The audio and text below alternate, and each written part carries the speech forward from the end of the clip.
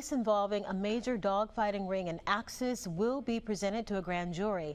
The accused ringleader, Jeff Marks Jr., was charged along with more than 24 people back in June. We are learning the dogs allegedly involved in the fights are still at the Mobile County Animal Shelter. Fox News reporter Ariel Mallory in court this morning to hear the testimony. Ariel, talk about what happened in court. Yeah, we'll need several of the 29 suspects arrested appeared in court today. Now, while some pled guilty, others claim they weren't aware of any dog fighting going on at the property and thought they were attending a barbecue. Well, according to testimony from a Mobile County detective, much more than barbecuing was going on.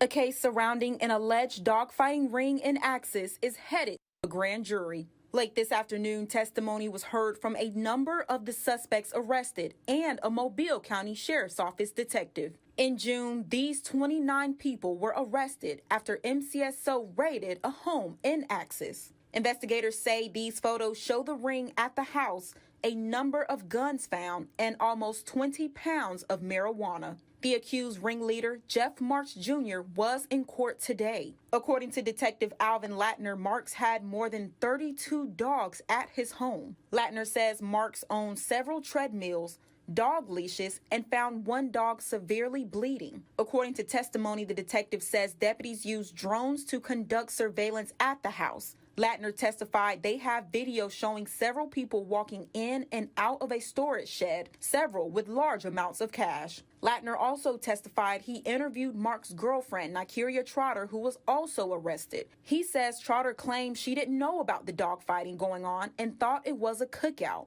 The attorney for another defendant says his client claimed the same thing. The arresting officer was unable to identify my client, wasn't the one that took him into physical custody, nor witnessed my client around any fighting dogs. We allege and assert that my client was simply there to enjoy the barbecue. The 32 dogs were sent to the Mobile County Animal Shelter. All of them are still on legal hold. Cherie Broussard with Mobile County says the animals won't be euthanized, but can't be adopted. Now, Broussard also tells me the shelter is still nearly at capacity, putting continual stress on the shelter. And I did try to speak with the attorney for Jeff Marks Jr., but he declined to comment. Now, again, this case is now headed to a grand jury. Live right now in the studio, Ariel Mallory, Fox 10 News.